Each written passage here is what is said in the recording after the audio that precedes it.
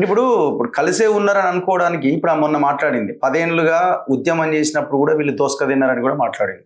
Studio దగ్గర పోయి ధర్నాలు చేసి పైసలు వసూలు చేశారని కూడా మాట్లాడింది. కలిసే ఉంటే ఇట్లాంటి స్టేట్మెంట్స్ వస్తాయా? వస్తాయి. ఎందుకు వస్తాయి? ఇప్పుడు మన ఎట్లుంటది అంటే మన ఊర్లలో చూస్తాం చూడు, ఊర్లలో ఏముంటది అంటే ఓ ఇద్దరు అనుకుంటా ఉంటారు, చూసేవాడు అరే వీళ్ళు ఇద్దరు ఎందుకు అనుకుంటారు అనిపిస్తుంది. వాని ఉద్దేశం ఏంటంటే మూడో వాడు వచ్చి వీళ్ళు కొట్టకుండా. ఓకే, మరి ఇలా మూడో వాడు ఇప్పుడు ఉన్నారు కదా బయట ఉన్న వాళ్ళు, బీజేపీ ఉండే, కాంగ్రెస్ ఉండే ఉన్నారు కదా వీళ్ళు. వాళ్ళలో వాళ్ళే మాట్లాడుకున్నారు అనుకో, వాళ్ళే తిట్టుకున్నారు అనుకో, వాళ్ళే మాట్లాడుకున్నారు అనుకో, పోతే ఎక్కడికి పోతుంది? ఇప్పుడు వాళ్ళ మీద వ్యతిరేకత పోతే ఎక్కడికి పోవాలా? కొత్త పార్టీ పెట్టాలి, కవిత దగ్గరికి రావాలా. అంతే. ఇప్పుడు వాళ్ళ మీద వ్యతిరేకత వచ్చింది, కాంగ్రెస్ కు పోవద్దు అట్లా జనాలు అంటున్నారా? ఎక్కడికి పోవాలా మరి? ఎక్కడికి పోవాలా? ఓకే.